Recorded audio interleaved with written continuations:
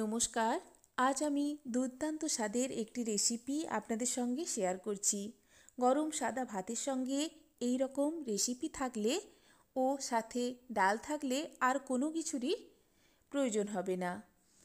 প্রথমেই আমি ফুলকপি, আলু, বিনস কেটে নিয়েছি, পরিষ্কার জলে ধুয়ে নিয়েছি। এরপর কড়াইতে পরিমাণ মতো সর্ষের তেল অ্যাড করে দিয়েছি।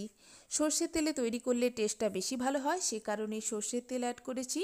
দিয়ে দিচ্ছি হাফ চামচ মতো কালো জিরে ফোড়ন। ফোড়ন থেকে সুন্দর গন্ধ বেরিয়ে এলে দিয়ে দেবো ডুমো করে কেটে রাখা আলু।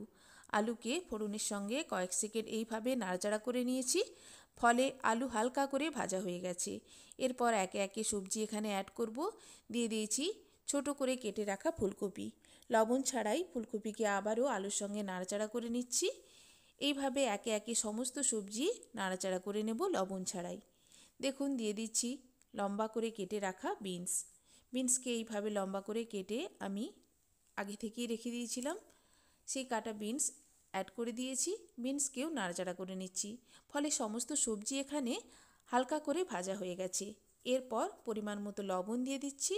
লবণ ভালো করে মিক্স করে দিয়ে দিচ্ছি হাফ চামচ মতো কাশ্মীরি রেড চিলি পাউডার।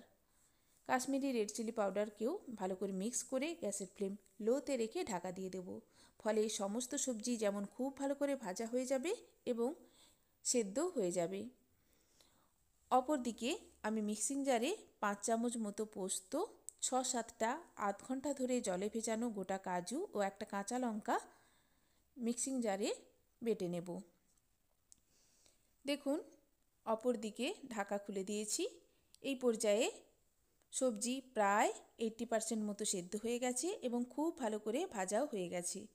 দিয়ে দিচ্ছি মিক্সিং জারে বেটে রাখা মশলা একেবারে স্মুথ পেস্ট তৈরি করিনি, একটু আধ বাটায় রেখেছি। এইভাবে একটু আধ বাটা রেখে মশলা তৈরি করলে রেসিপির টেস্টটা কিন্তু বেশি ভালো হয়।